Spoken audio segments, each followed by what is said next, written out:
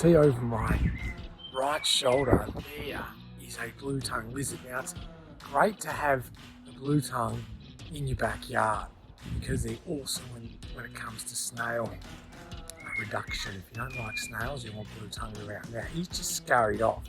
It's great to have one, let alone have two in your backyard. This one's a little bit more approachable. He won't scurry off as quickly.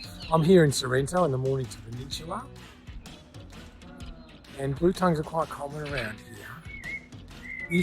I knew this was a perfect spot for blue tongues with the rocks for their basking when I arrived, and it was unreal to actually find one. Blue tongues are the largest members of the skink family. There are 6 species of blue tongues in Australia, the most common of which is this guy, the eastern blue tongue. Like all skinks, they will drop their tail as a form of defence, although this is more common in juveniles rather than adults like this one. Their other means of escaping danger is to scarper off and find small crevices and holes to hide in. But their most famous form of defence is to display their iconic blue tongue as a warning sign to any would-be predators, because bright colours often signal danger in the animal kingdom. The tongues are really special in more ways than just that. Unlike us, lizards are able to see in UV light, and many types of lizard have UV reflective patches on their scales. These lizards' tongues reflect that light, which enables them to communicate from a distance. Blue tongues' quirks don't stop there.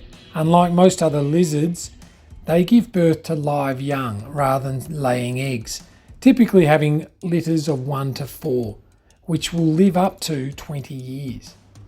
They are a very docile and chilled out lizard, and if you find one in your garden, it will likely stay there as they are territorial.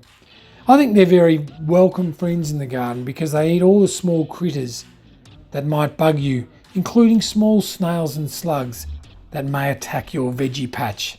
Although, being omnivores, they themselves don't mind a veggie or two, but it's a small sacrifice. Blue tongues are very special to me because when I was a kid, it was certainly one of the animals I connected with early. I have fond memories of interacting with them, and I think it's certainly one of the animals that got me into loving wildlife. I also think, and I don't want to boast, that I've taught my son James well on how to hold a blue tongue. It's all about having 2 points of contact to make the lizard feel comfortable. Lockie, well, he needs some more coaching.